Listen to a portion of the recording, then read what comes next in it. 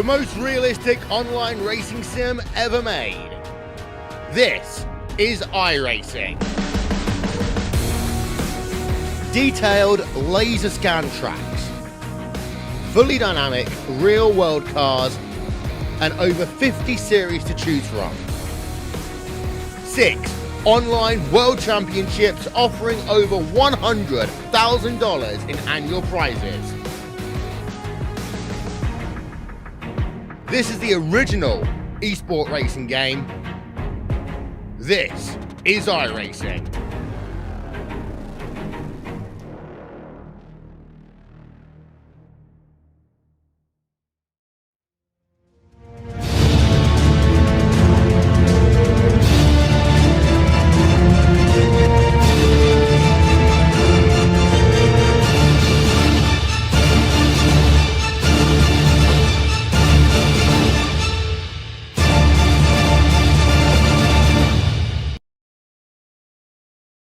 Friends, family, community, people watching out for each other, people watching out for customers, looking out for the best in everyone. And it's not hard to find the best in everyone when everybody's doing it.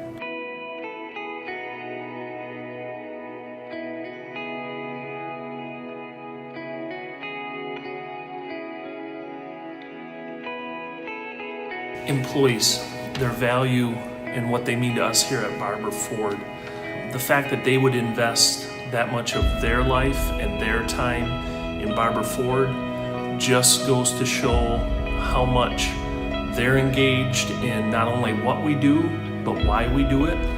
Our core values, our community impact, our community involvement.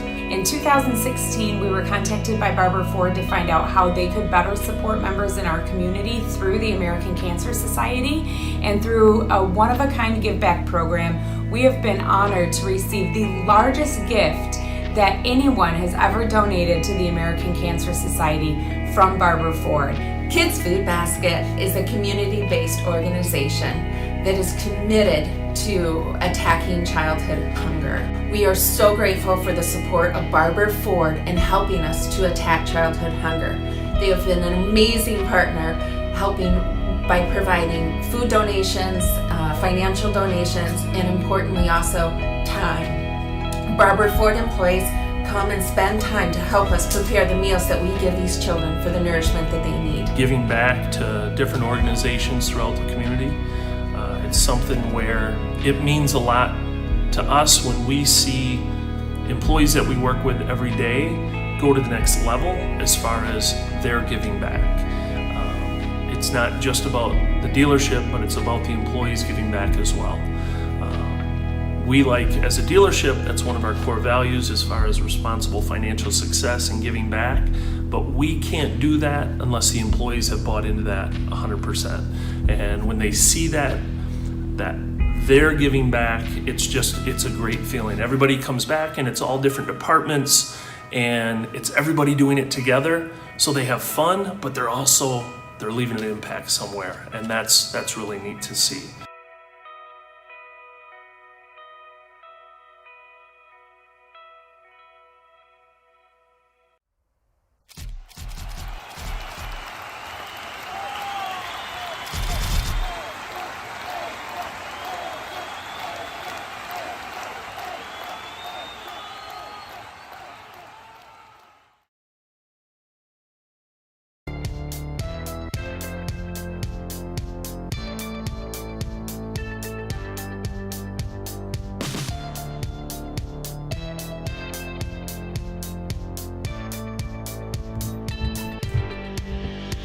A new season begins on the high banks of Daytona International Speedway. A new season with new drivers, new paint schemes, and a new league here for PTR TV. As I said, hit the high banks of the Daytona International Speedway for what is going to be 80 laps worth of action here tonight at the World Center of Racing for the Dreamer Racing Series. We're going to be bringing 15 races of action to you guys here over the next couple months, so you'll want to stay tuned for some exciting truck action, and all starts here at Daytona. So giving you the calls is going to be myself, Corey Silva. I will be manning the cameras, of course, with my longtime colleague Evan Black. Do want to give a shout out to Track Cams for Gourmets for our cameras here tonight. But I mean, Evan, you think of a season opener for any series, first thing you do think of is Daytona International, and that's where we are in the trucks, and we know what kind of show these things can put on here. Yeah, Daytona is just a great place to get the season started. That's what real life NASCAR, that's what they do. That's what most leagues do here on iRacing. Just kind of starts the whole season off with a bang. A good race here at Daytona always kind of helps your season to take off, and it's going to be a great one tonight. Like you said, Corey, these trucks here are going to be a blast to watch. These trucks probably have one of the best, if not the best, drafting packages here on iRacing, so it's going to be a lot of fun to watch. Yeah, I think that was probably the definitive statement up until recently with the new build for the Monster Energy Cup machines. But again, these trucks are going to be 2-3 wide. The suck-up is going to be right there. They're going to get that run. They're going to be just all over the place, have the ability to put those things wherever they want them, and of course, that leads to the chaoticness we usually do see here at Daytona. So hopefully the big one will kind of pass us by here tonight. We do have a lot of good drivers in the league, and there's a lot of protocol in the league, Evan, that we'll talk about over the course of the season to help promote that clean racing atmosphere. But we are wrapping up qualifying now. A couple cars, or trucks rather, still are on the track, but within 30 seconds, we will be shifting over to the grid. So again, I want to thank everyone for coming here to PTR TV for the Dreamer Racing Series here tonight. Again, 15 races of action. We'll be covering you, I want to say, till early to mid-September with this 15-race campaign, taken to a whole bunch of tracks in the schedule, so it's going to definitely be a good time. And of course, to everyone on Facebook right now, as Facebook Live dual streaming we are for this race. So again, this is the countdown. We are getting ready. These guys are getting ready for the grid, and let's bring it to you right now. It's going to be the PTR TV starting lineup here from the World Center of Racing, the Daytona International Speedway. On the pole here tonight with a lap time of 50.064. It's going to be Doug Lemons in the DRS Express Toyota Tundra. Chris Canfield on the outside of the front row. We have Blake Neer in third, Mark Love in fourth, Robbie Audi in fifth, Tyler Justice in sixth, and then seventh and eighth is Ryan Matthews and Brandon Holder. Evan. And rolling off in the 9th position, we have the 61 of James Milbachler. In 10th, we have Ryan Blankard. In 11th, Gabriel Wood. 12th, Perry Snelson. 13th, Grant Brown. 14th, Brad Neer. And then Jimmy Mullis and Brent Keith rolling off in 15th and 16th, Corey. And then heading on back through the starting lineup here, we have John Houston in 17th, Devin Morgan in 18th. In the 19th spot, Troy Cook and Doc Stout rolling off in the 20th spot. Dustin Slider in 21st, Ryan Campbell in 22nd, Alex Bailey in 23rd, and then Rob Slider in the 24th position. And then rest of the field, in 25th, we have Sean Powell, 26th, David Greenslet, 27th, Tyler King, and 28th. Round of the field, we have Frank Morales. All right, so that is going to be our starting lineup here tonight from the Daytona International Speedway. Some little bit of information on the race status that we have, the race analysis more specifically. It is an open setup league, and one thing we will notice, this league is very team oriented. You'll be able to see as you catch all the paint schemes as they do fly by on these trucks. So you'll see a lot of team action, a lot of drivers likely with similar, if not identical, setups in those machines. And just in terms of what we can do tonight, I'd say about 35 laps on fuel, and I don't personally expect tires to be too much of a factor here tonight, Evan. Yeah, tires won't be too of a factor, especially with this race being ran at night. But yeah, like you said, probably about 35 laps, so probably going to be a two-stop race here tonight. And then if we see some cautions, that could kind of shake things up a little bit, but I expect to see a lot of green flag racing here tonight. Yeah, I do expect that to be the case, Evan, as I kind of talked about with this league. And there's some measures in place as we'll get through over the course of the season to really well, that camera does not work for the new grandstands. That is put into place to really facilitate clean racing. So I really expect these guys to be going clean and green for a good portion of the race. I don't think it's going to be perfect, but Evan, I think we have a couple final tidbits for tonight's race we want to share. Yeah, so we got the keys to the race here tonight, and number one is survival. You can't win if you don't make it to that last lap, and especially here at Daytona, survival is going to be a major factor. Just trying to stay safe, but also keep all the track position you can. And then, like we talked before, only being able to go about 35 laps. There are going to be some green flag stops, and you could not know when the guys in front of you are going to come down and pit, so you need to be ready to come with them or avoid them if they don't call out when they're coming. And then in the final 10-15 laps of this race, you're going to need to make sure that you are in the right lane at the right time, because a lot of times it's not about what you do, it's about just being in the right lane that's going to move. Yeah, you don't want to be stuck on the inside if that's not the right line to be. You need to be in a position where you can make a move if you need to do that.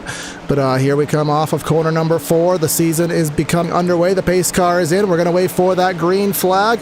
And here we are, season of Dreamer Racing Series underway. And that DRS Express Motorsports Toyota up there is going to be leading the field here, but he's got a couple of teammates lined up on his outside. Going to try and get by him, and it looks like they are going to be able to, as that 70 machine does not have any help behind him for the moment. We'll see out of turn 2. He is starting to get a little bit of help here now, but that outside lane is a bit better formed right now. Yes, it is. 2 to the top, kind of tandeming on the outside of the racetrack. The inside lane is still starting to formulate. It looks like it is getting rather populated down there. Still only the tandem up top of the 03 and the 14 of Blake Neer, and that SMS machine, the 2 SMS drivers rocking the top of the racetrack right now. And look at that 14 kind of ducking out of line just a little bit. Not sure if he's just bobbling or trying to get some air, but it looks like the 70 is going to clear both lines off of 4. 70 of Doug Lemons is going to clear, with the 03 of Canfield is getting a better run down the front straight. We're not going to get it at the line, but he is starting to pull ahead just a little bit at his door now, and almost even entering turn 1. I think that outside lane is going to be preferred if we can get enough drivers up there and get them to work together good enough, but for the moment, that inside lane led by Doug Lemons is the place to be. Yeah, as we go on board right now with Blake Neer in the number 14 machine, you can see the push he is giving the 03 of, and it's something we see in many official races on iRacing, is that top guy dropping to the bottom as soon as he's clear, and just kind of leaving that guy out to dry on the outside. But when we have teammates up there, I expect those guys to be working together for as long as they can. Yeah, and Canfield almost had an opportunity to get down in front of Lemons there out of turn 2, actually entering turn 3 there, but could not quite clear him. And even if he did clear, I don't think he's going to want to leave his teammate up there right now. As you can see, once again, Canfield almost clear into 1, almost clear, so close out of turn 2, but I think he is going to stay up there as long as he can. Yes, he is. And we have I saw a driver on the outside lane there kind of duck into what almost looked like the third lane, and a little early in the race, lap 3 out of lap 80. We are 3 wide here in the middle of the pack. That's the 96 machine. Can't quite tell there from the angle. Looked like the 96 machine took a peek 3 wide in the middle, but we did go back double file on now a little bit further back. That's Gabe Wood in the 00 SMS machine. He's out top 3 wide, dropping to the back. Yeah, he got shuffled out by that 97 there, and got shuffled all the way to the back of that outside lane, so he's going to have to kind of work his way up through this field, which it shouldn't be too tough to do, but right now, 2 of his teammates are up at the front, so he's not going to have many friends back there. Yeah, Evan, I mean, as you say, getting to the front a little bit easy, but I do remember us being in a league race here at Daytona, I want to say, in the trucks, and especially Daytona, of all places, when you're in a 2x2 situation all the way through, as we'll go back to James Milbacher in the 61, go on board with him. Look what he sees right now. He's stuck on the inside. It's 2x2. Daytona's, it's a really tight squeeze, forcing a 3 wide here at Daytona. So when you're in that spot, say the 61 is in, you really can't do anything effectively. Yeah, I usually don't like being down on the inside lane, because you really just kind of get trapped down there. You got someone on your outside, you can't move up to make it 3 wide if you wanted to, and so I usually don't like being on the bottom, but a lot of times you have no choice and you just have to kind of ride there and wait to get clear. But it does look like Chris Canfield did go to the lead. He left his teammate Blake Neer up there, now leading the outside lane. and side by side, dead even down the backstretch for the lead. Yeah, that number 12 machine of Canfield to the inside. And as you said, the 14 of his teammate of Blake Neer to the top of the racetrack, guys. Just at home, if you're paying attention, it does say 12 on the ticker, but the truck says 03 on the leader, so that threw me off just a little bit. But just for clarification, that 03 is now your leader, his teammate of Blake Neer to the outside. And now they're going to be 2 by 2, and I say, look at Evan on the back of the pack. That inside lane really has lost all of its help. Only 4 trucks down there. Everyone kind of trying to run the Dale Jr. line, just running the top. Yeah, kind of weird to see everyone get shuffled up to the top lane here in Ireson. See if you guys going 3 wide there, further back in the pack, led by the 51 of Ryan Matthews, and getting loose and cars around. Yep, that is the number 51 around, the number 74 around. That's about 6 to 7 drivers involved in a little mini big one. The second pack coming through, still having drivers spinning around. That was the 13 of Rob Slider. He was in the second pack, still got caught in it. So gonna have to go on replay again. Lap number 7, we have our first incident of the evening. We got to go back up front. It looks like it was the 31, I want to say, got turned. The 51, rather, Ryan Matthews. 51. Looks like him and his teammate Milwaukee were just working together. The 3 of those teammates lined up top. And little bump draft from the a little bit. Bump draft with the 61, and that just sent him around. And as you said, it was even incident after the fact. That second pack coming through, and somebody got in the back of the 13 and sent the 13 spinning around. I think Rob Slider was I think he avoided any kind of damage, but did go around there as a secondary incident. But it'll put us under the first caution of the race on lap number 7, and gives us the opportunity to kind of debrief a little bit. I mean, again, with the open setups and again, new season, new drivers, you kind of learn a little bit of where everyone's going to be, what everyone's capable of doing, who you may want to run with, who you kind of feel comfortable doing aggressive moves with. But we'll see if anybody does tend to pit road here. Taking lap number 8. See a couple with the fake. That's Lemons with the fake. And then looks like Justice come down. Yeah, about 5th on back, heading down pit road. And I do see one machine smoking there. John Houston having some issues. Yeah, that's going to be terminal damage for Houston, as everyone does come down to pit road. And at this point, Evan, I mean, you're going to fill up. I mean, I'd have to imagine you're going to be filling up with fuel. You're going to, I mean, take tires. You're on pit road. You may as well.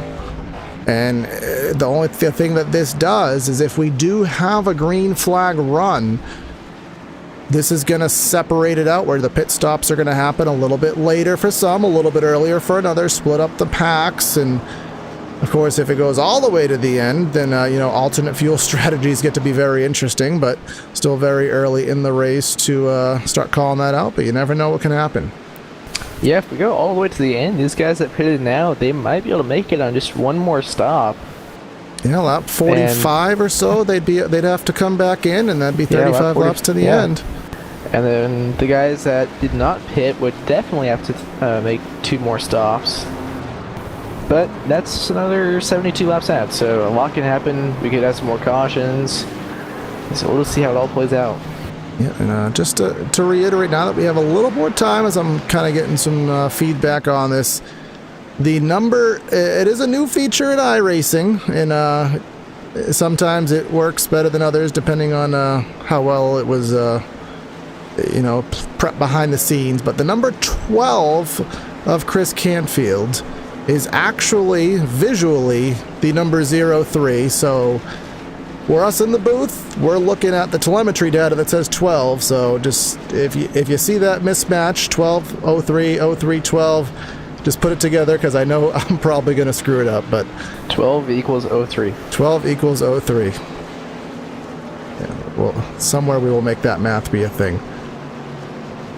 And then as a technicality, part 2, my camera set for this track is not necessarily built for the new grandstand, so if there is a camera that goes behind a grandstand, I will talk to the appropriate people and we will get that adjusted. Remember the Daytona Rising project added to iRacing not too long ago, where we obviously have that absolutely humongous stadium grandstand on the front straightaway, and then on the back stretch that grandstand is gone and we just have that line of billboards. So again, apologies for any obstructed view seats. If anybody's gone to any baseball games at Fenway Park, you know what I mean with an obstructed view seat, but we'll do the best we can to get around that as we head down the back straightaway here. We have 24 drivers still on the lead lap. It's Ryan Matthews, John Houston, and Alex Bailey, all with significant damage right now, getting repaired. There are no fast repairs, Evan, so they're going to have to get out there at least to try to pass each other in the standings if they can. Yeah, I think Houston might be the only one that has terminal damage. The other drivers, I think, have enough damage that it is going to take them out of the contention for the win, but Houston, I know his engine expired. I'm not sure about the other two, but I know they're going to try and get back out there and try and get at least a few more spots if they can. So we'll see if they can do so. We will indeed see what does the pace car decide to do for us. The lights do go out, and this being as the pace laps are so long, I do want to kind of give everyone feedback as to, I mentioned a couple times in the league the protocol in place to help promote clean racing, and as everyone who does know iRacing, which most everyone watching the stream, obviously you're either a fan of iRacing or at least a fan of it from a friend who is iRacing, you know about the incident system we have. So there's actually they call it the insurance policy, where you pay X amount of dollars towards your policy, and every time you get an incident, you get a deduction of X amount of cents from that kind of deposit you put down. So technically, long story short, if you wreck or you get wrecked or any kind of incident comes your way, it comes out of it's basically a monetary punishment for it.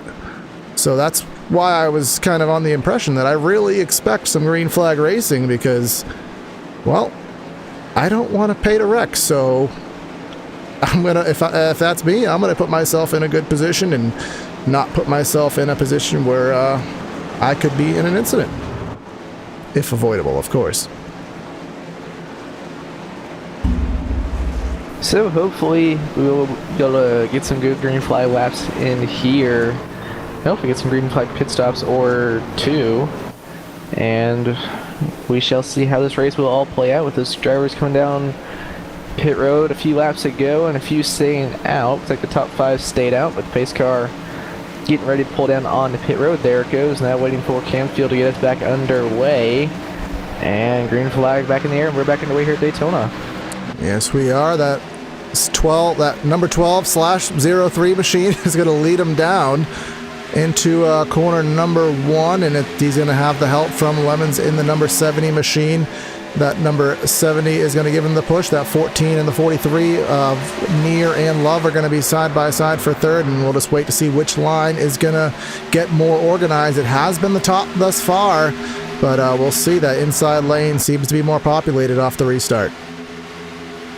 But here comes the outside lane with a massive run down the backstretch led by Blake Near. Now 2 more drivers out there behind them, but Near able to get up to the right rear quarter panel of Canfield through 3 and 4. We'll see if he can get a good enough run out of turn 4 here down the front stretch. Maybe try and get the lead at the stripe. It looks like he might. Yeah, it's pretty close here at the line.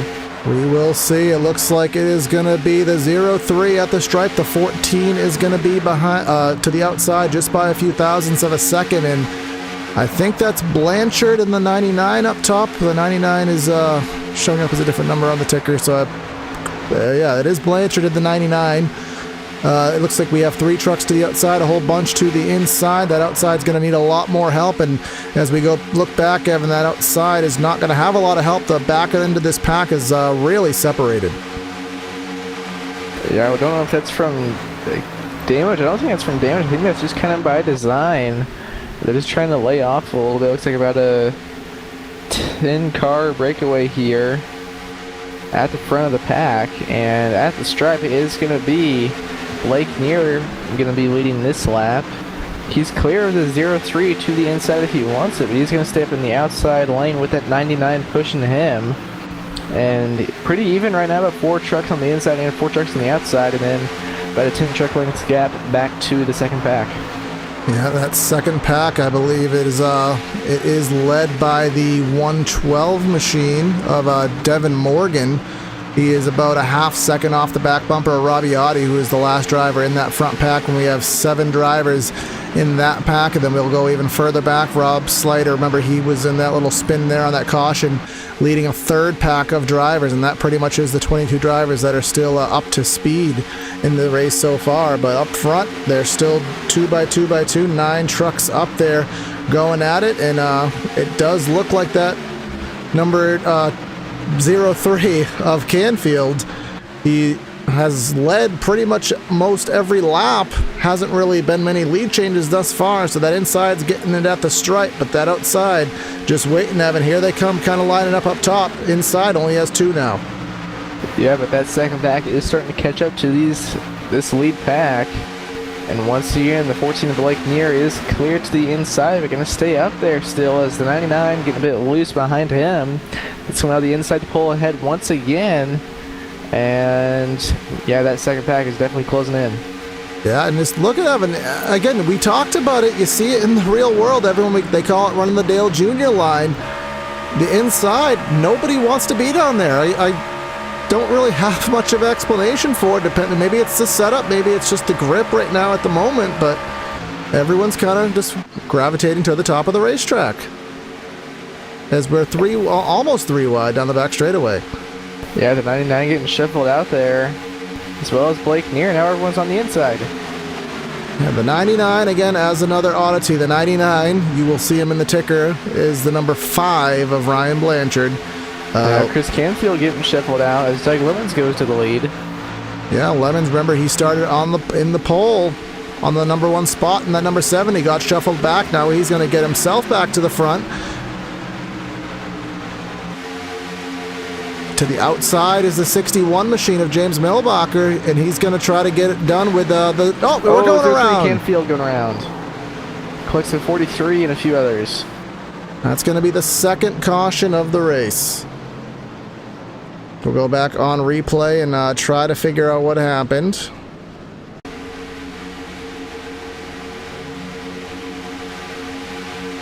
Let's go from the chopper, and we're headed into turn number 1. Looks like there was some guy on the top of the racetrack.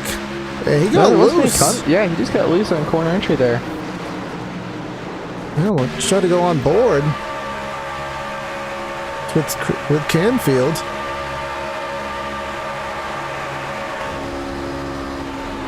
Yeah, he just flat got loose. Yeah, he just turned into the corner and the back end wanted to come around on him. Again, remember, open setup series here, so that's all we're going to see with some drivers having some handling issues. With it being an open setup, that kind of creates more possibility for that. Yeah, just as some knowledge of the weather, I mean, it is kind of standard conditions. Well, there is a pretty significant wind, Evan, from the southeast, so I mean, that's 15 or so mile an hour wind, so maybe that has something to do with what got him kicked out. But behind the pace car, I mean, I only see 7-8 trucks behind the pace car right now, Evan, so a lot of guys coming down pit road to get some fuel and tires. Looks like quite a few trucks do have some damage right now. Yeah, we have, as we come off of 4, everyone is, well, the pit road is formally open right now. Everyone finally just getting caught up for the leaders to have the opportunity to pit. Remember, only 5 drivers stayed out the first time, so the rest of them are going to have to come down pit road this time because they did not have the fuel, because this is going to be the first time that many of them have pitted. So here we come down pit road, and I expect a lot of damage repair to occur. And I expect some extended pit stops. And who is that? Completely missed his pit stop. Someone, I think it was Robbie Oddie. But here comes Lemons out of his pit stall. He Just 2 tires of that machine. yeah, which is it's kind of surprising after we saw a handling issue. Maybe I would have thought 4 tires would have been the case, but Actually, looks like it was even just fuel only. well, I guess that will hurt handling because it won't hurt the balance of the machine at all. But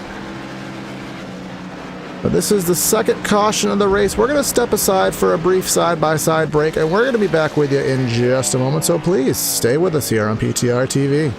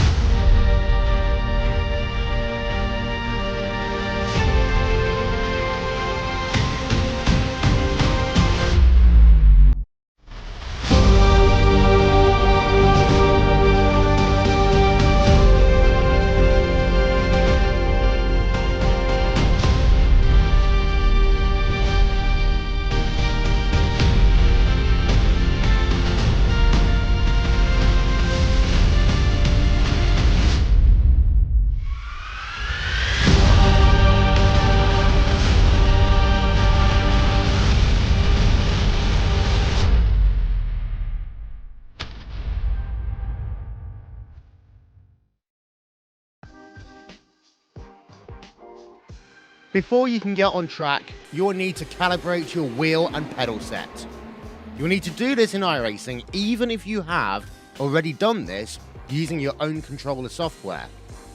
Prior to entering the sim, make sure you've downloaded and installed the latest drivers from the manufacturer's website. Once that's done, follow these easy steps to calibrate your controller. We recommend calibrating in a test session, so pick a car and then click test. Don't go in.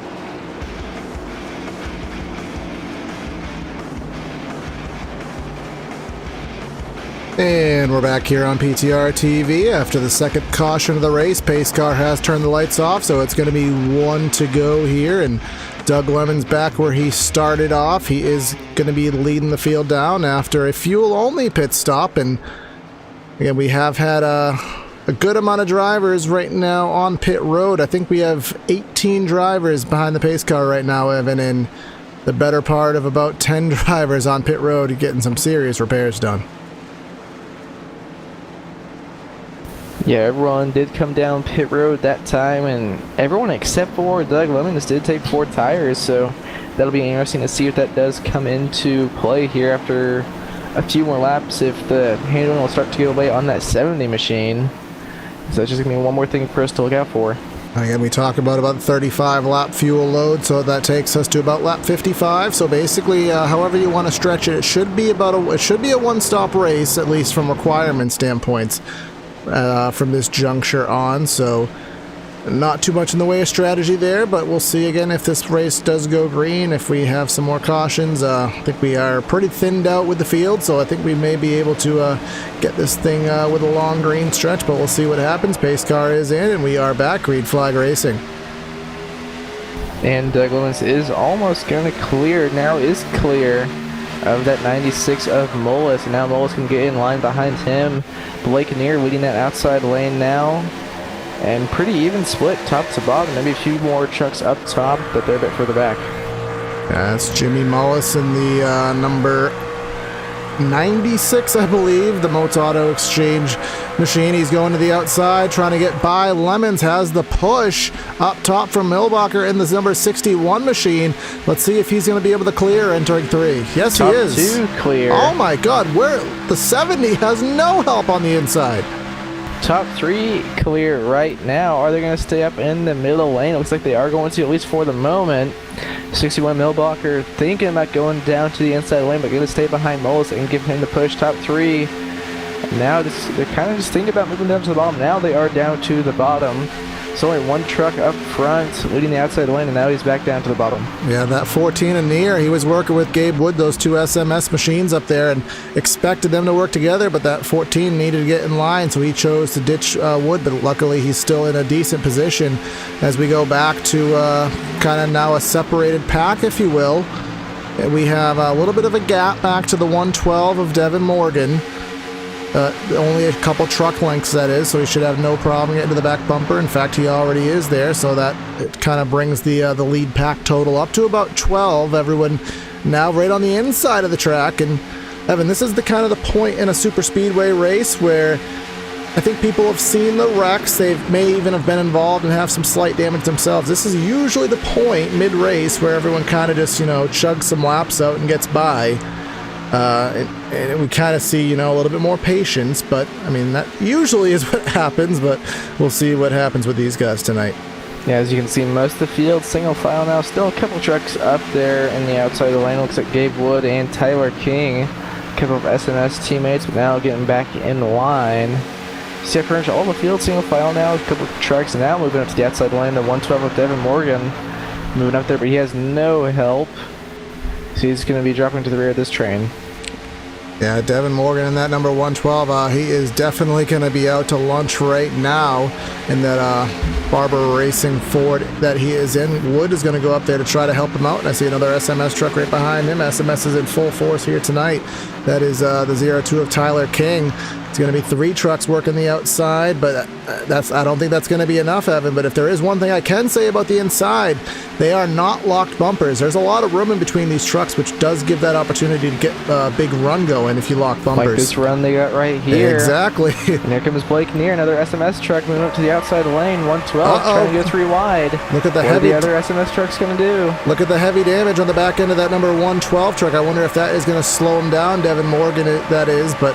I mean, he's obviously holding good in line now, but we know when you have a lot of damage, a lot of times it hinders your ability to make a run, although you can stay in line.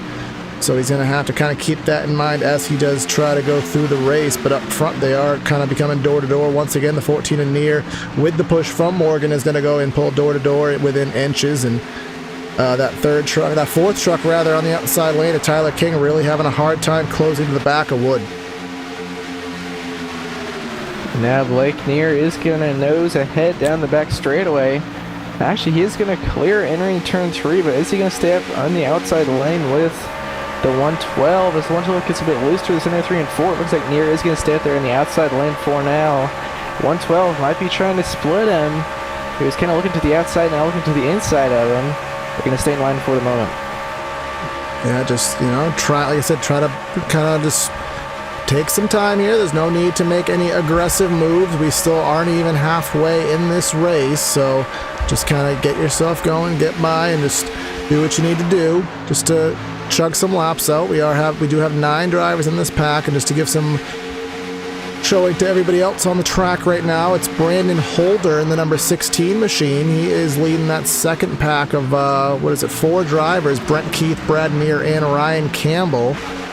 Those are about 2.5 seconds behind the lead. Then we have a little mini pack: Grant Brown, Frank Morales, and Rob Slider. Slider has had an interesting evening in that Barber Ford, and then we go back to... Actually, that's pretty much it. It's just damaged trucks from there on, but we'll go back up front, and it is still neck to neck up there. Everyone is right on each other's door, as we do have slower traffic coming up as well. Yeah, one lap truck up there. Looks like he's going to stay up high. No, going down to the bottom now. There's the 21 of Troy Cook going a lap down in that auto exchange machine. But Mullis definitely has that push from the number 61 of Milbacher. He definitely is not afraid to lock bumpers and get that tandem going, but he got a little bit free on the entry there. I think he clipped the apron, did that 61 on the entry at 3, and that really got him loose for that entire corner. Kind of lost that lock he had on the back bumper of the 96, and here he's going to go to the outside. I think he's trying to get air, but the best way to do that is get the lead in the process. Here he comes with a push from the 14 and near. Try to get that lead. Will he clear to the bottom? No, he won't. He'll stay up top door to door. Third truck in the line up there looking to the outside. That's Gabe Wood. That's going to kind of break up the outside lane's momentum. That's going to allow Jimmy Mullis to pull ahead once again. There's only 2 trucks up there in the outside lane. Now 3 up there. Yeah, I think Gabe Wood just kind of needed to get some air on the nose of that truck. Just think of it as a game of tug of war. The more you have on one side, the better of a chance you're going to have to pull it in your favor. When you lose somebody, that other side of the tug of war is just going to have that power to do what they need to do. And obviously the outside, they've lost all of their partners, and everyone is just discombobulated up there. Again, they could just be trying to get air. They just maybe just don't want to make that run after all, just deciding to, again, play with the patience card for the time being. It could very well be an option, as we are, again, only on lap number 30, so we're estimating between 20 and 30 laps at this point for pit stop. So, I mean, it's never to say, here we go, 61 around. That might not bring out a caution. Yeah, Milbacher. He's down towards the inside wall. Yeah, when you are well off the racing surface like that, the iRacing flagman will more often than not just let it slide. But let's go on the replay and try to see what happened to Milbacher in the 61. He's that gold and white truck on the outside lane, and a little bit of contact there, and just right around he went onto the Daytona super stretch. That's why it's all paved down there. Gives you the opportunity to save it. So he is going to be in good condition, but just not in terms of having no draft partner and just running by himself. But still battling up front. Blake Neer now leading that outside lane with a push from the 112. And Jimmy Mullis still leading inside with help from Doug Lemons here entering turn 3. Neer back to the door of Mullis. Mullis now going to pull ahead and clear through turns number 3 and 4. But out of the 2, I believe that outside lane is going to have a good run. Yeah, the outside does have 4 right now. Well, I don't know what that was. Sorry about that. The outside does have 4 people. The inside does have 4, so it's going to be even. Usually when it's even like this, the inside is going to have the advantage just based on the track geometry right now. So shorter distance around, you have that equal run, so you should be able to get that advantage. And it does look like everyone's kind of dropping out of that outside lane and going back to the inside, going single file. And this may, just as I say that, that's the 70 of Lemons going to the outside once again, rather the 112 of Morgan, excuse me. Now a couple more SMS trucks up there in the outside lane, so 4 trucks up in the outside once again. We'll see if they can get a bit better run this time. Yeah, at this point, Evan, it's really going to be hard. Again, they have to sway the numbers in their favor, and we only have an even number of drivers in this pack being 8, so naturally, if it's 4 on 4, as I said, the inside is going to be where the momentum is. So you're going to kind of have an uphill battle at this point. But you never know if you kind of play the side draft the right way, or you just get enough of a surge off of the guy behind you. Sometimes you can clear, which the 112 has given that 14 a really good push, just not enough to really go anywhere. And Gabe Wood is trying to do the best he can to push all 3 of them along. The inside really isn't formed that well, but you can see Gabe Wood have to pull away just to get some air, and that loses that run. Yeah, and then the last guy in line there from the outside, Taylor King, looks like he just cannot get up and stay on Gabe Wood's bumper, and that's definitely going to be hurting them a little bit. I don't know if that's just with his setup or if he's not wanting to get on his bumper this early, but that is definitely be holding the outside lane back. Now on the SMS2 machine is Tyler King. And Evan, I do think, again, just kind of going back to the fact that this is an open setup league, and I mean, obviously there's a lot of teams in play, so I have a feeling there's a lot of similar setups in onto these machines, but there are subtle differences. There are setups that will suck up and, you know, lead a draft better, and there are also setups that will, you know, be better in traffic. And I really am kind of keen to think that 0-2 just isn't as good pulling up, sucking up to a pack. Maybe he'd be better leading it, because remember, he's been struggling with this for quite a while now. He's just kind of hanging there at the tail end of the pack, and part of that could be by design. He could just be wanting to stay out of it. That so could it's very kind of well. hard to know. Yeah, but I mean, we'll see later on as we are approaching the halfway point. But again, we still have one more set of pit stops to go through. So again, at Daytona, 40 laps. I mean, you really don't start planning your final countdown move until probably 15 to go. That's where you really start planning where you want to be, as we said in our keys to the race earlier. The right lane at the right time. You don't want to be stuck in a position. We'll take a driver as an example right now, Robbie Audi in that 44. He's a driver who's stuck right now. He can't go high, he can't go low. He's literally at mercy of, well, actually, he's not going anywhere. Low. He's going for a ride through the grass. That's where Robbie Audi's going. And he's still not done. Well, Corey, he went low. He went low. The PTR TV Good Hands of the Race Award, which I just made up on the fly, is going to go to the number 44, Robbie Audi. Go try to see what happened to him. We were kind of following him. He followed the 70. And Doug Lemons both just kind of got down on the apron. And at that point, you know, you got a vehicle on your outside kind of pinching you down, taking a bit of air off of your right side. They can get a bit loose there. Especially getting down on the apron. Yeah, when you are, and that and just the pure sake of, you know, visual cues, when you're that close to the back of someone's bumper. You can see where the apron is. Yeah, you're just hoping that guy in front of you is leading you on a clean path, and in the case of Lemons, he led him to a path of clipping the apron, so 70 was able to save it. Well, they both were able to save it. Well, the 70 wasn't having to make evasive maneuvers, if I can get that phrase out. But for Audi in the 44, he's still in pristine condition. Maybe a little bit of dirt on that truck now. But again, he is now kind of in the same boat of the 61.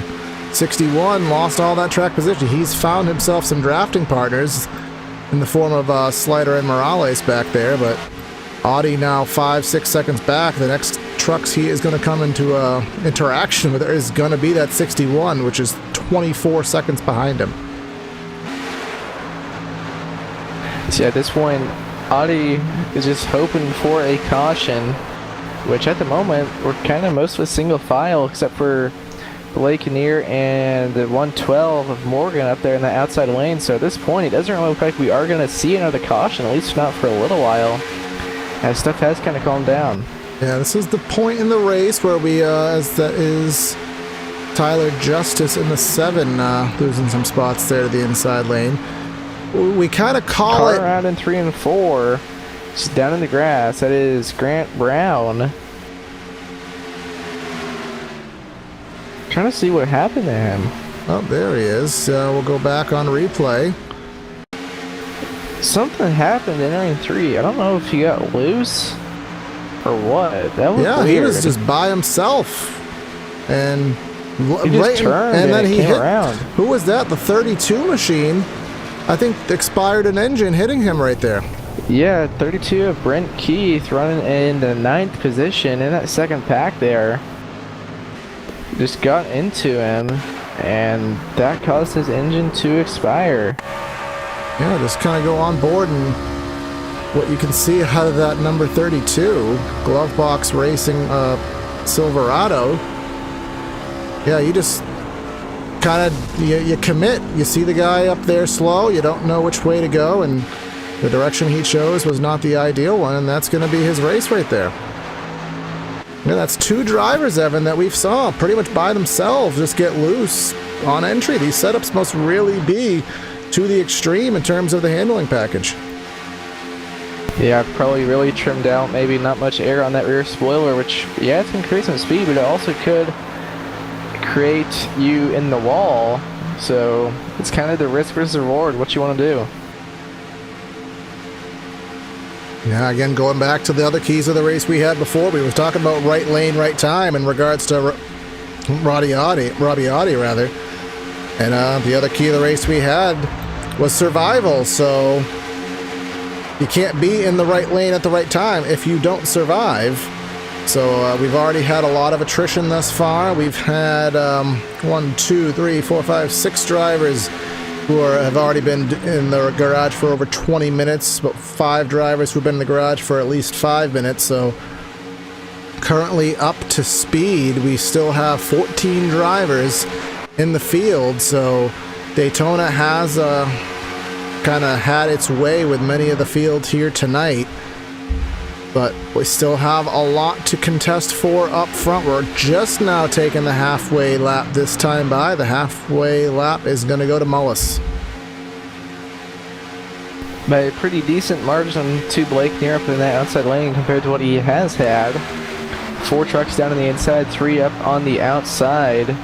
Those SMS teammates up there in the outside lane trying to work together. Just again with that 0-2, you just cannot quite get to the back bumper of Gabe Wood, and I think that is definitely hurting them. But now only Blake Neer up there in the outside lane. His teammates have gone down to the bottom.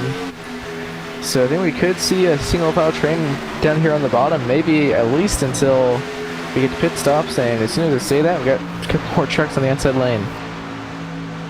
Yeah, I think I don't see us actually going completely single file, but again, I would not be surprised to not see the intensity wind down entirely, but to kind of back itself down and just try to get at least until pit stops, Evan. But again, we're going to be covering, as we are at halfway, and kind of a little bit of a halfway summary at this point. We have completed 41 of the laps, as you can see on the ticker. 7 lead changes thus far, and 2 cautions have slowed us down, but we have been on about a 25 lap run, so a lot has been cleaning up here as the field is starting to dwindle. But Evan, you know, starting a season off, a lot of drivers, you say that Daytona, it's the wild card race to start the season. It is the start of the season, points are on the line, but obviously you want to win. But usually you always look forward to the next race in the schedule. You say that's the real first start of the season. And next week these guys go to Iowa, so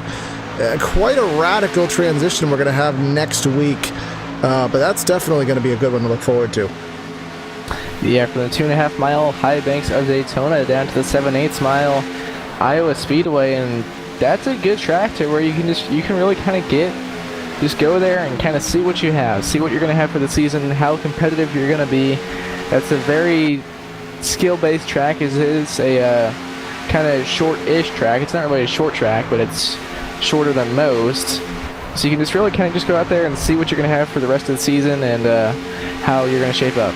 And then just as I go through the schedule, it's almost a little bit of a short track season we have midway. We have we'll go to Iowa. We're going to go to Five Flags. We're going to go to the USA Speedway.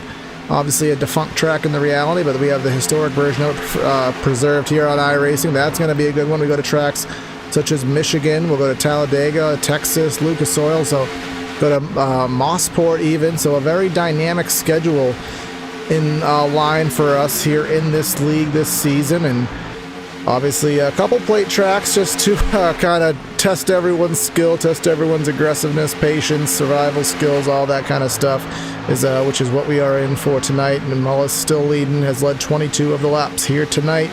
We are within 10 laps or so of pit stops, which will put us in the window to be able to go to the end of the race without worry. And it is 7 drivers in this lead pack.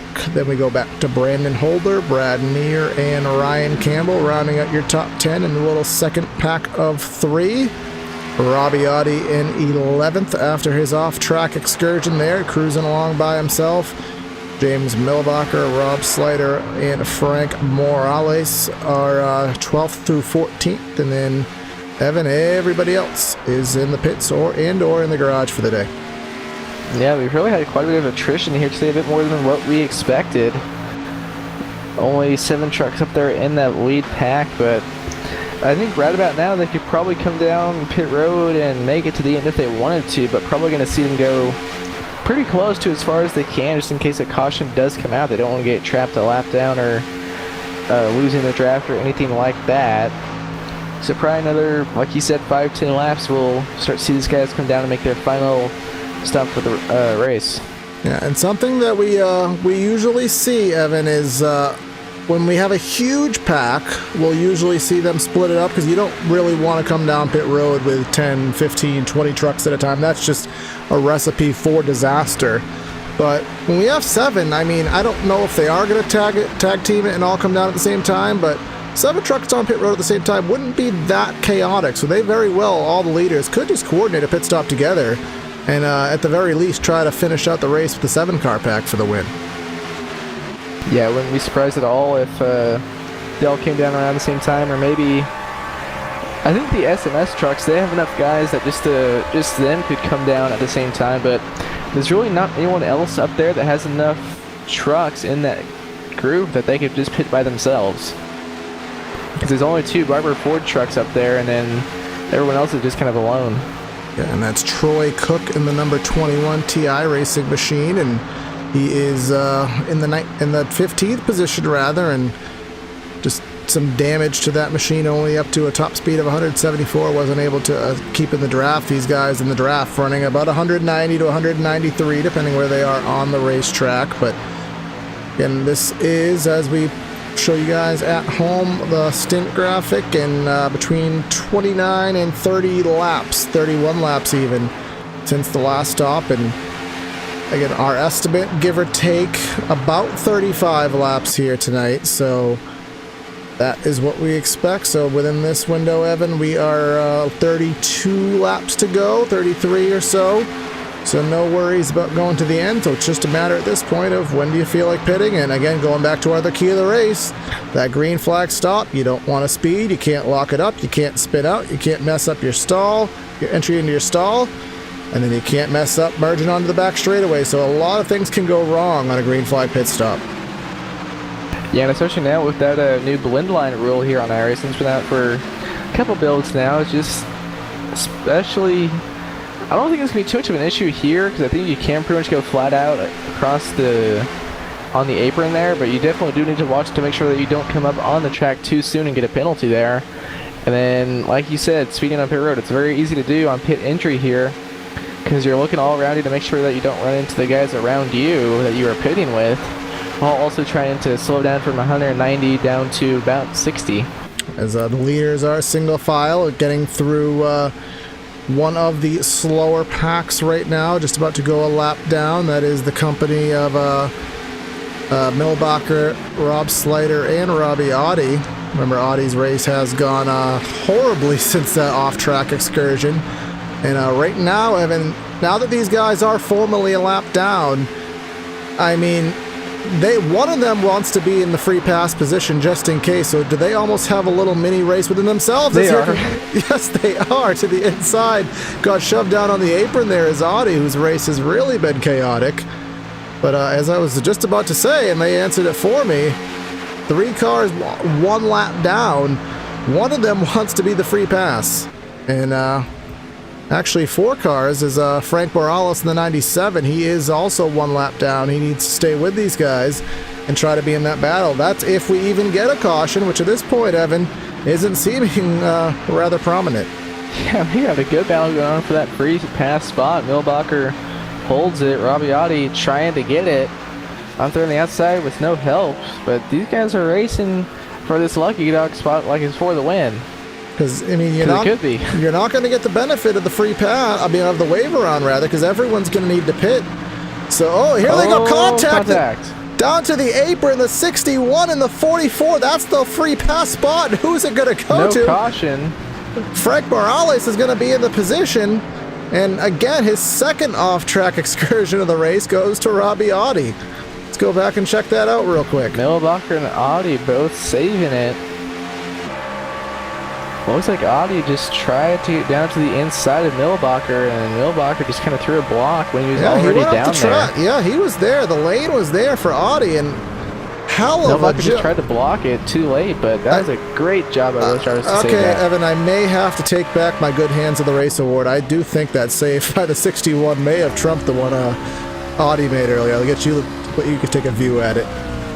Oh man, he almost spun that thing around, and then I thought he was going to come back up and kind of take care of, or slide back up on the track and spin it out there, but he managed to hang on to it, and another good save by Audi as well. So. Yeah, Evan, I'm giving it to the 61. That's the Good Hands move of the race right there. That's Yeah. going to Millbacher. But look at how he slide up the track there. I don't know. Can we cut the trophy in half and give it to both of them? I don't know. Yeah, they both deserve it. I mean, Audi, he had 2 good saves there. Millbacher had the 1, but looks like we did have some drivers come down half the road. the field, more than of the Some of the SMS guys. of the 7 we had on in the lead pack. We have I think 3 of them stayed out. Actually, we have Lemons and we have Justice, and then the second pack of 3 still on the track of Holder, Neer, and Campbell. So we'll wait to see Lemons and Justice come to pit road. They don't want to stay out too long. They're going to lose time just drafting with the 2 of them once the rest of the field has blended out of pit road. And they're coming down this time. And exiting the pits now is Mullis, and look at the gap that Mullis has over Morgan. And then you have Near Wood and Tyler King lost a lot of time, so this is really going to be a segmented pack as we rejoin. But we'll see how good of a stop Lemons and Justice have and how they can manage to fare blending back out. It's like 4 tires on most of the field. Probably need that much fuel that they might as well take 4 tires. Yeah, waiting to see Lemons drop the jack. Yeah, Lemons. Do you just take 2 tires there? 13-3 on my end, so 14. Yeah, just 2 left side tires, 4 Now Lemons. Mullis is at start finish right now. So we're trying to wait and see where Mullis is going to be in relation to Lemons in the 70. I think I can actually pull it up with my fancy track map graphic right now. Yes, I can. Look at me in technology. The 70 on the back straightaway, you can see the gap there between the 2 of them live. So a little bit of time to come, but it looks like they are going to get there just by pure numbers alone. They will have that. They're only 1 second or so back right now, and oh, look at that momentum. They're going to blow right past him. Another thing on Lemons, he took 2 left side tires there, and then on his first stop, I believe he didn't take any tires, so those right side tires are the ones he started this race on, and he's going to have to finish this race on them as well. As well? As well. Where did that come from? I don't know. But we'll have to see if handling does come into play with an issue there on that 70. Yeah, again, it depends how he has that thing set up. If he has it set up to be able to kind of run those long stretches, or if, again, in the next 35 laps he is going to have issues. We talked about Tyler King in that 0-2 not being able to stay with the pack. He is by himself, again, in the SMS machine in that Toyota. He's dropped back, so now we are down to 6 in the lead draft, and well, just looking at schemes alone, Evan, we have 2 SMS trucks. I see, how many Ford trucks do we have up there? I think we have 2, and I see a Moats Auto, and trying to see the tail end there, but either way, I however believe you that's a Phase 2 Motorsports truck at the tail end of the pack with Tyler Justice, so... Yeah, again, and they take... So teams in this league, as I've been talking to the admin, as there is someone expiring their engine there on the back straightaway, teams are very important here in this league. They almost take the team standings. That's Troy Cook of the 21 who's expired his engine.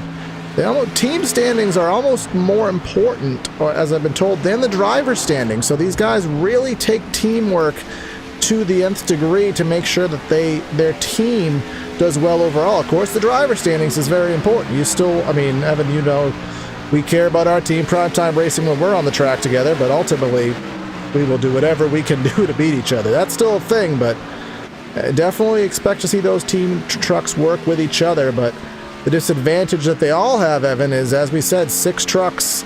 It's 3 on 3, so no line is going to have the advantage because, well, it's an even number of trucks up here.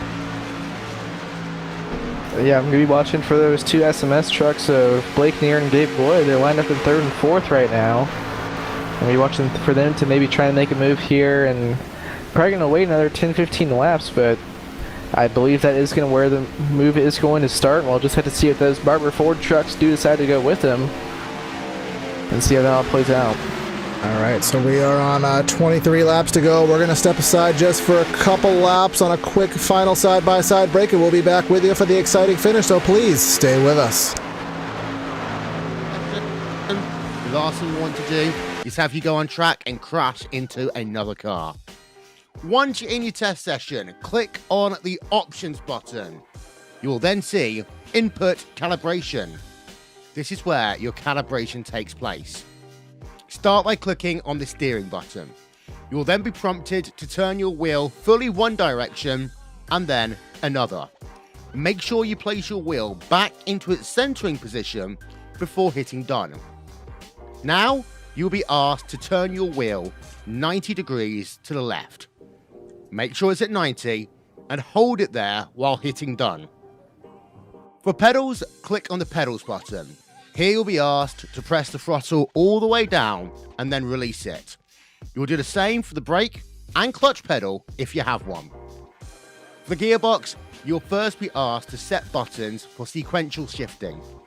Once complete, a prompt will ask if you have a H pattern shifter. If not, hit no. If yes, click it and you'll begin to map the gears individually. Once you've completed these steps, you are calibrated and ready to go racing.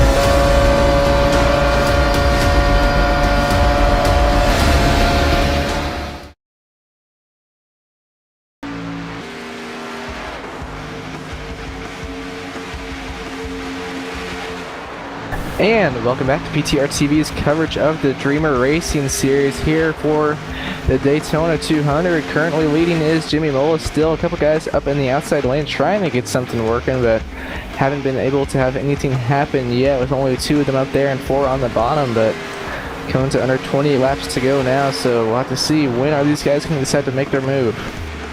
Yeah, it's going to be interesting to find that out, Evan. As we said, the field up front has fizzled down to just 6 drivers, so we know there's some team orders, not team orders, but there are some team work going on up front, which is really going to kind of come into effect, and I think there's going to have to be some kind of cross-team co-opetition, I think DW branded it. There's just 2 trucks working the top is not going to come into effect, and someone is going to have to make a serious move on that number 46/96 of Jimmy Mullis. So it's just going to be, Evan, who's going to work with who, and there's not any teammate of the 96 in that group up front, so he is not going to have any help in terms of that, but we'll see how dedicated that number 112 is to staying behind him. Yeah, Mullis and Justice are the two lone wolves up there with no teammates. And then they got the SMS trucks and the Barber Fords up there with them. So we'll have to see who decides to go with who. And at the moment, everyone's just kind of riding, staying calm, but only 17 laps to go. At some point, they are going to have to make a move. Yes, they are. And again, with this, if there was more Truck 7 in the field, if there was upwards of, you say, 10, 15 drivers in this pack, I'd say you'd probably start making your move now, setting yourself up for that good position to be in. But I think the stakes have kind of changed a little bit with the amount of drivers we have in the field right now, well, rather just in this pack. I feel like with 6 drivers, probably 3 to 4 to go. I'd say you don't want to go too early, but if you're going to try to make that outside work, you kind of have to give it enough time to get wound up. Yeah, like you said, with only 6 trucks up here, you can definitely wait a lot longer than if we were in, say, a 20 truck pack and you're in like 15th. But if you're in 6, you can still wait to probably 5 to go at the earliest if you really want to try and make your move. Yeah, 5 to go is probably a good bet. We have the SMS trucks of the Wood and the 14 of Near, 3rd and 5th right now. So expect them to work together. And then again, we have the 2 machine of, or rather the 112. I thought there was a 2 in the name. The 112, the Barber Ford machine of Devin Morgan. And I think it's a loose companionship with the 70 of Lemons. So maybe they will have some kind of, I guess I said, co-opetition, if you will. But, I mean, it's a plate track, so at the end of the day, you could try to work together all you want, but it's going to come into effect of, it's just wherever people are, you have to help that person, because that's who's right in front of you. Yeah, because right now Morgan is in 2nd, and then Lemons is back in 6th, so 3 trucks in between them. But now we see a few guys starting to take a look to the outside. A couple of the SMS trucks taking a look up there. We'll see if they can make it work. And now Lemons up there with them. I want to make a correction. Lemons is DRS Express. It is DRS Barber Ford. So again, slight co-opetition perhaps between those 2 teams just by the names alone.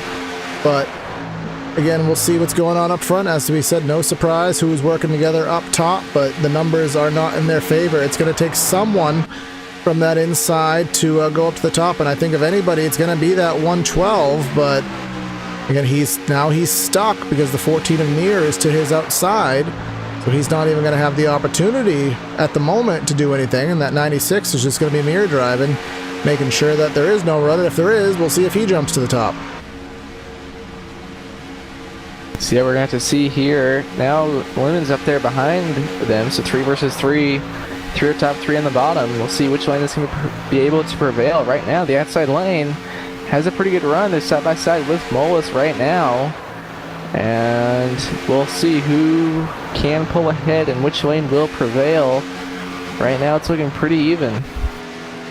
Yes, it is. And now that we have Lemons up there on the top of the racetrack right now, it is 3 on 3, and the push job from Gabe Wood is overpowering the push job from Morgan to the inside. That 14 has 3/4 of a truck length clear over the number 96 machine, the number 46 machine, excuse me, of Mullis. And I think I think he's going to get it at the stripe is the 14. He's going to get it at the stripe. He's not going to be able to clear. And if he does, when is he going to drop? He's clear right now. He's clear right now. He's no longer. He stays up top with his teammate. Yeah, at this point, coming to 11 laps to go next time, you're going to kind of have to start racing for yourself. And now 4 trucks up there in the outside lane. Only Mullis and Morgan down on the bottom. That's going to allow the outside top 2 to clear. Now here comes Wood to the bottom. Inside.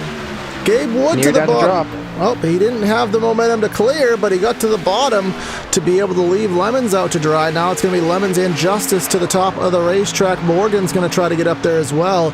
Kind of, again, shifting the order of operations here up front, showing that you can make passes. People will be willing to make moves as they see fit.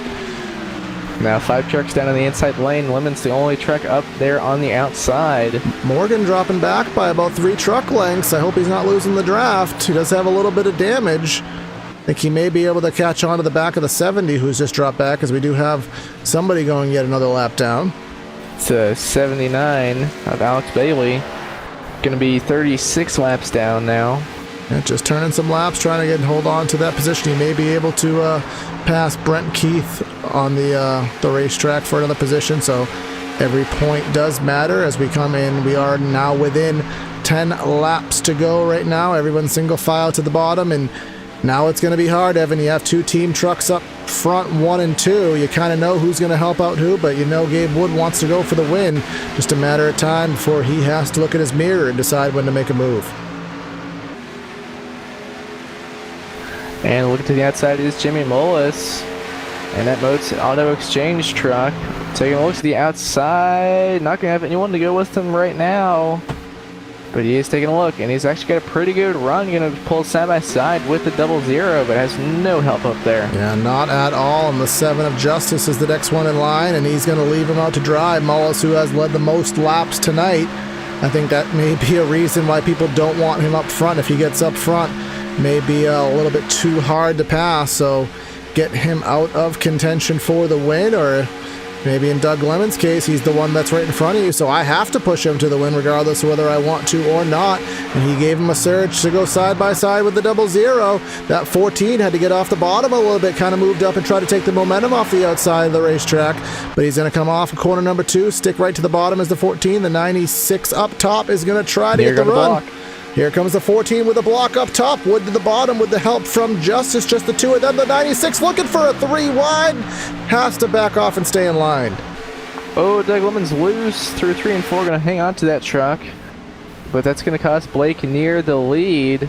Now just 2 trucks up there in the outside lane. Yeah, and that was the 7 as well of Justice also got loose there. I think these guys may be just getting loose naturally, as we've seen a couple times, and also drivers getting loose just at this point in the run with the tires going, and maybe even hitting that apron, a culmination of things. And again, look at Doug Lemons, as you said, Evan. He's lost a lot of time. I think he's good enough. He's only about 3/10 off. Should be able to get back into it.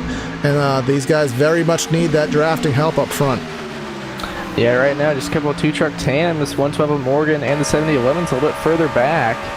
But Mullis is doing a really nice job of pushing Blake near right now, but I'm just kind of concerned if Mullis is going to overheat his engine, because he was locked on the bumper, the 14 there for the whole back straightaway, so he could be starting to get kind of hot here.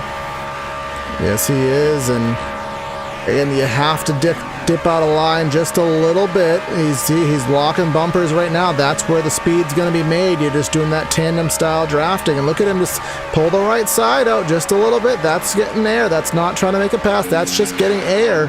Caution. And that's not going to end the race. It is not. What's the cause? King. Yeah, he has expired an engine. In the second pack here, just got loose. 3rd time tonight, I believe we saw that. Yeah, a lot of drivers just struggling with handling on corner entry here, especially in the 3. Yeah, he kind of washed up the track a little bit when he went high. I think maybe to avoid something going on. We'll go on board with him. Yeah, it looks like he just kind of got tight entering the corner, then put some more wheel in it to not hit the wall, and then as soon as he put more wheel into it, it just got loose. Yeah, and then tried to correct it to the right and overcorrected it, which is so easy to do here. So that's going to put us in a window of we're on 6 to go now. We're catching the pace car on the back straightaway. Typically a caution takes 4 laps, so we are going to have pretty much a green-white checker. At best 3 laps to go, and at worst it'll be a 1-lap shootout. So between 3 and 1 laps. Yes. Which brings me to something that is going to be very exciting in the NASCAR realm of the world, and also probably the dirt car side of things, and not sure how it is used on other road course side of racing in the world, but after years and years and years, Tony Loose Lips Gardner did say that it is very likely, I think very optimistic was the exact verbiage, that green-white checkers officially will be coming to iRacing if you're watching this live in the June build, which is only a couple weeks away. So, And we have a car around on the or the front stretch out of 4. do we now? We do. The 61 of James Millbacher. And he's taking the immediate trip to the garage area. Oh. It looks like he put it in the wrong gear and his engine expired and he went around. Yep, so interesting, but I think while we have a good amount of pacing left, Evan, I think we may be able to grab one of these guys and see what he's thinking for a very quick run to the checkers. So let's grab your leader while we're at it. Let's grab Gabe Wood in the 00. All right, Gabe Wood, PTR TV, got a copy? Yeah, I got you guys. All right, so it was a hectic start to the race, and then we had a couple big ones and kind of spreaded the field out. And then we had a long green flag run. You had 6 of you guys, your SMS teammate up there, Blake Neer. You guys got to the front. Now we're looking at likely a green-white checker. So you don't got to tell me, but you guys got a plan, or is it just going to be just block whatever comes your way? It's Daytona. I mean, you can make any plan you want, and then God laughs. I got my teammate there on my outside, so I think we're just going to try and control this for the final couple laps. But it's been a tough race tonight, man. This thing, the setup we got in this thing, after about 15 laps, it gets a little crazy. So yeah. I was just going to ask you that one quick question, man, but we'll let you go get back to it. But we've seen, as you just said, a lot of guys getting loose on entry, spinning up by themselves. Is handling really that much of a factor tonight? It was that last run, but me, Blake, and the rest of the guys that we're working with here through some private channels, we made some air pressure changes, and it really helped us out. So I think we got us a good setup here for the final few laps. All right, Gabe. Well, you got the lead. You got about 3 laps to go, 2 laps to go, whatever it happens to be. So good luck, brother. Thank you. Yeah, so as Gabe just said there, Gabe Wood, not 00. These guys, kind of alliances outside of the team world here and helping each other out. So again, that's just the beauty of the open setup world, Evan, is if you're not handling right with what you got in the car there, well, in the truck rather, there are some things you can do to help your cause out. But usually when I try and do those things, it makes it worse. Yeah, I can't say. Which is why I stick to fixed setup racing. Right. I mean, my age-old adage with screwdrivers, lefty loosey, righty tighty. I think that applies to maybe one aspect of a race car. So, again. Yeah, right rear wedge that applies to, and that's about it. And that's about as much as I know. I think, but again, these guys, they take their time, and especially we have driver Jimmy Mullis, Peak Antifreeze Series driver.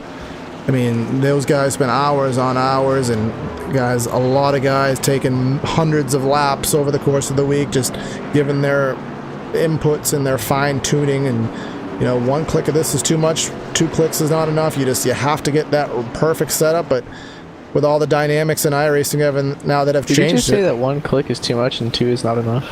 Yeah, you know what I meant. Wool, then. What did you say earlier? Yeah. Whale. Yeah. But again, the dynamics in iRacing now that have really taken these setup adjustments to the next level with the dynamic track, the day to night, it really brings that real life authenticity, Evan, that makes iRacing so great. Is you have to just ever adjust to the changing conditions. Yeah, track temp has gone down about 2 degrees since when we started, so that's gonna have a bit more grip out there, and for some people it could make their car or track a little bit freer. And so we'll just kind of have to see, and we're going to be out here on old tires, 25 laps on most of these guys. And then we look at Doug Lemons. I mean, he's still on the right side he started this race on. So he could have some real handling issues here, but maybe once getting him cooled down, that could help him out. We'll just kind of have to see. Yeah, but again, something to note is it's not just 6 trucks now. There were some trucks in the field that had no damage, just lost their track position.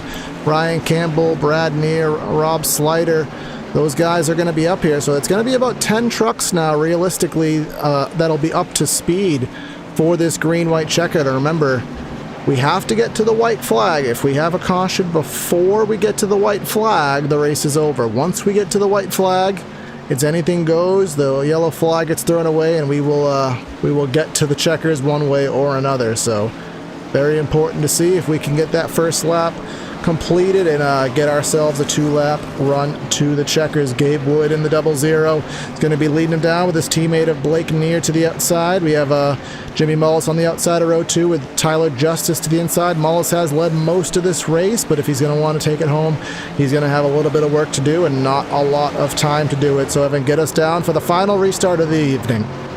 Coming out of turn 4 now on to the front straightaway. Getting ready for the pace car. There goes down into pit lane. Now Gabe Wood taking off a bit early. Going to clear the 14 of his teammate, Blake Neer. We'll see if Neer can drop down in line behind him. Not going to be able to, as he still has a checker on his inside. Yeah, I have to imagine the 14 and the 00 tried to coordinate something to get the 14 in line behind him, but that plan failed. The 96 with a push from the given the push to the 7, he's going to force his way. The 7 of Justice forces his way to the inside of Wood. Wood to the outside, but he has his teammate to the outside pushing him. And cars around on the backstretch. Caution is going to be out. Tyler Justice is going to win this race. That was a thing in the wise words of Brandon Kreutz. These guys were really... Not so wise words, maybe. Yeah, maybe not so wise words. But let's go back and check it out. Tyler Justice, who, I mean, hasn't been up... He's been up front in the lead pack the most of the race. Never actually really showed any leading happen, but he's going to end up being in the position you need to be in at the end, and just kind of seeing what to follow here at the tail end of this pack from the chopper cam. We're watching. Have you ever seen a bump and run at Daytona? Not really. Yeah, it was at the back of the pack there. The 112 and the 70 got into each other's quarter panel there, sent them around, but that ended up being what needed to happen for these guys to pull away up front and for Justice to be able to get it. The 14 in Neer, the 70, and the 112, and I think Brad Neer involved in well in the 9 machine. So, but again, going up to the front, Tyler Justice. I mean, you don't have to lead every single lap to win a race. What was our #1 key of the race, Evan? Survival. And Tyler Justice survived. He will have led a whopping total of 2 laps in today's Daytona 200, but he led the proper 2 laps. He took that #7 truck and brought it home in one piece and happened to be in the right place at the right time. Pretty much did everything that we said he needed to get done as a key of the race, and he did it successfully, and that is going to put machine of Tyler Justice is going to come through the tri-oval at an amazing 80 miles an hour, and he is going to win today's race. And coming home in second was the 96 of Jimmy Mullis, and third, 00 of Gabe Wood. Yep, so that is going to be the finishing order here tonight at Daytona. We offer our congratulations to, again, that #7 truck of Tyler Justice for the Phase 2 Motorsports, leading again 2 laps from the 6th starting position. Again, Daytona, Evan, we can't say it enough. You get yourself in the right spot at the right time. We saw that restart. The 2 SMS trucks couldn't get themselves lined up the way they wanted to, and it just forced them to be in a bad position. They got outside, or they got kind of single filed out where they wanted to be, and I mean, we just saw a guy want to win the race. Is kind of make sure he had his lane to get to the front.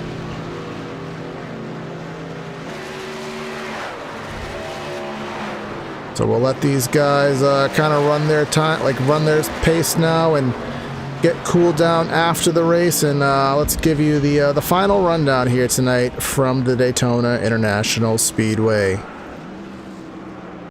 Winning this race here tonight is the #7 machine of Tyler Justice, and then finishing in the second position, Jimmy Mullis in the 46 machine.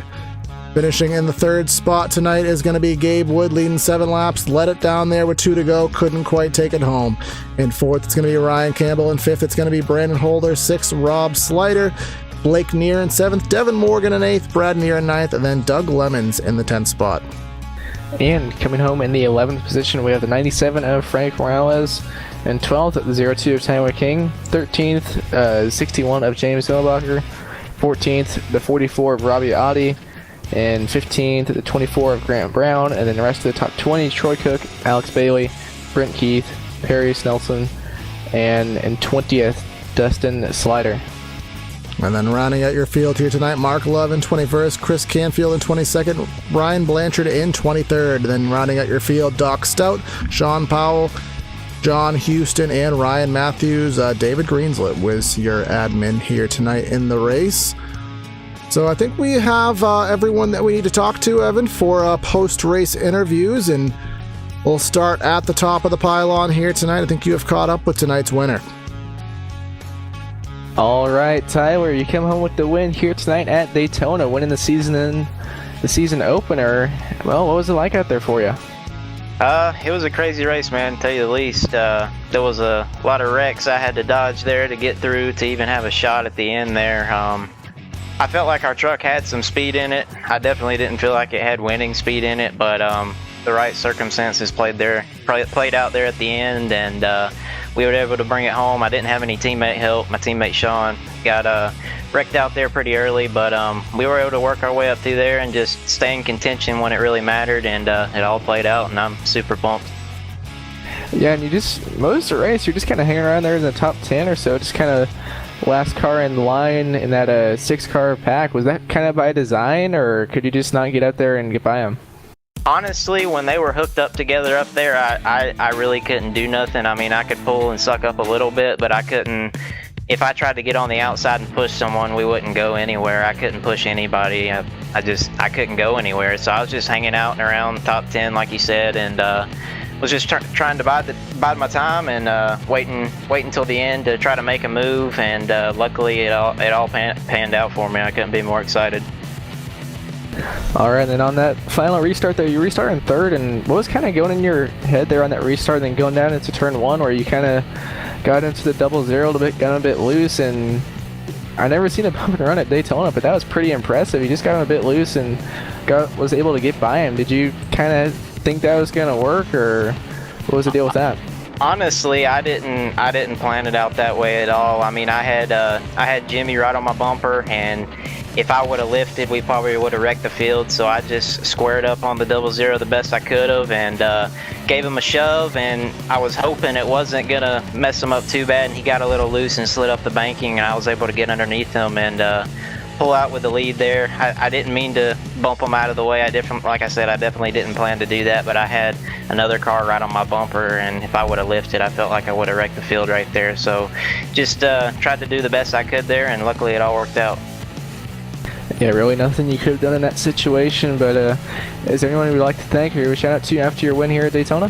Yes, sir. I want to thank all my teammates at Phase 2 Motorsports. I want to give a shout out to Amsoil for being on the car as always, and I want to thank everybody who put this thing together and let me run it. It's hopefully going to be a good season for us, and thank you guys, you up in the booth. All right, thanks for talking with us, and good luck next week. Thank you, sir.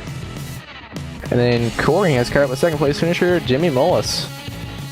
All right, Jimmy, you led a lot of laps here tonight, and it was kind of a dynamic race. We saw a lot of wrecks and exciting action up front, and then we had all those wrecks, and then we kind of had that single file spread, and a lot of guys just, 6-7 cars in the pack, and then it came down to that green-white checker. So, I mean, all in all, you led a lot of laps. You finished second. How do you wrap up tonight's race? I mean, it was a lot of fun tonight. Daytona is always pretty wild, so those first few cautions were a little frustrating, but once we got some green laps going and got that green flag pit stop in, it was honestly a lot of fun. I wasn't sure how many trucks we had up there, but I think, or at least I feel like we put on a pretty good show tonight, hopefully, and I'm just glad to be done with this place. Yeah, I mean, I know a lot of guys with Daytona, you start a season off here, you kind of wait for the next race we were talking about in the booth as the real start of the season, but I mean, just kind of talk us through how the truck felt tonight. We saw quite a bit of drivers here tonight, even getting loose on corner entries. If you guys had these trucks yawed out just for maximum speed, not a lot of downforce built into the setups here. Did you fight any kind of handling issues tonight, or was that just kind of that thing just kind of on rails and just the draft didn't work out in your favor? I mean, as the run went on and the tires wore out, I was starting to get a little bit loose, but it wasn't nearly as bad as most of the guys that I was, running with tonight. I had a lot of people complaining about being really loose and stuff, so not really sure why it was so loose, but personally when I was out front, I was okay. And then the second part of that fuel run, when I was in the draft, I was, all right. I was a little free, but definitely not as bad as they were complaining about. But yeah, overall the truck was really good. Like you said, led a lot of laps, which is what we come here to do. So hopefully can do one spot better next week. Yep, and you guys head to Iowa. Obviously a short track, multiple grooves there with the dynamic banking. So you think you'll be able to put on a show for them next week? I sure hope so. All right, so anyone you want to give a shout out to for your second place finish tonight, Jimmy? Yeah, just want to give a quick shout out to Moats Auto Exchange for sponsoring our team, and thanks to Grant Brown for helping out with the entry fee and things like that. Patriot Marketing Services, DRS, Dustin for all he does with the league, you guys for doing the broadcast, Sim Seats, Richmond Raceway, Sunoco, and Lockdown Racing. Again, thanks to you guys for doing the broadcast. Really appreciate it. Yep, thank you, sir. And we'll be talking to you soon. Thank you. And then third place finish, Evan has caught up with Gabe Wood. All right, Gabe. Well, that race was looking a lot better for you before that final caution came out, but let's kind of walk us through your race and what all happened for you. Really interesting one. I mean, my strategy always here at Daytona and Talladega is, spend the first half of the race in the back, and I don't know if you guys caught it, but I got pushed up to the front near there behind my teammate, and I took it 3 wide, went to the back, and 2 or 3 laps later, right where I was, there was the big wreck, and so I was able to miss a couple of them tonight. I was able to put myself in position, and then we had the pit stops worked out. We just kind of ran single file. I kind of wish that last caution hadn't come out. Really wish the final caution didn't come out, because I thought me and Blake would have had something there on the outside lane. I kind of got a hard hit from the 7 behind me, but he had Jimmy right behind him. There was no way he could have known. So I took a shot and walked my way up the racetrack. Yeah, and did you kind of have coming in? Did you have a plan coming into this race, like when you were going to be coming down pit road and all that figured out? 2 tires, 4 tires, what you were going to do on that? No, not really. We figured it out pretty much. Like lap number 40, we were going to come down at 52, just kind of split the stint halfway, because we realized we could have made it on fuel, and the question of 2 tires versus 4 pretty much solved itself after our cars got loose. So we changed 4, and like I said, under caution, made some pressure changes. So no, there was really no question about 4 tires after we saw how loose the cars were. Yeah, that really was kind of strange seeing how many handling issues were out there. Do you think that's just something with how these trucks were set up, just trying to get as much speed out of them as possible? It was just kind of sacrificing handling for speed? Oh yeah, and I mean, you'll see this in real life. I mean, we go down to Daytona testing every year. If you have a tight car, you have a slow car. So, when they say loose is fast, they really mean it here at Daytona. All right, next week we're going to Iowa, which is a lot different than Daytona, but how do you feel about that race going into it? Iowa's one of my favorite tracks. It's going to be my first race there with an open setup, so that'll be kind of different. But I think we got a pretty good shot going in there. All right, well, is there anyone you'd like to thank or wish out to you after your third place finish? Yeah, I want to thank Todd Kirkwood. This is his race team. I want to thank Kirkwood Transportation, Sim Marketing Solutions, Splash and Go Graphics, all in the car here, and they support me and Blake both. So I had a good teammate behind me and in front of me for this whole race, so I want to thank him. And we'll roll on to Iowa, see what we can get. All right, thanks for talking with us, and good luck next week. All right, so that is our top 3 finishers here tonight from the World Center of Racing, Daytona International. As we wrap up tonight's coverage here on PTR TV, of course, want to give a shout out to all the viewers out there who have checked into tonight's coverage on YouTube and on Facebook. So make sure you like and subscribe to both if you have not. A lot more content coming your way on PTR TV. You do not want to miss it as we continue to grow and grow as the time goes by. But quick shout out to channel sponsors Air Movement and Fabrications, to Decruit's Custom Graphics, as well as Fame Apparel, and of course we couldn't do anything without the Simulator iRacing, the original esport racing game. And it was the Dreamer Racing Series, race number 1, round number 1. The victory going to Tyler Justice here tonight. And next week we will be here, same time, same place, on Facebook and on YouTube at the Iowa Speedway. So things will be changing up at the short track in Newton, Iowa, for a good night of racing. You don't want to miss that. So again, mark your calendars and join us next week. It's Corey Silva and Evan Black signing out of the booth here tonight. Have a great night, and we'll catch you next time. Have a good night, and we'll see you next week.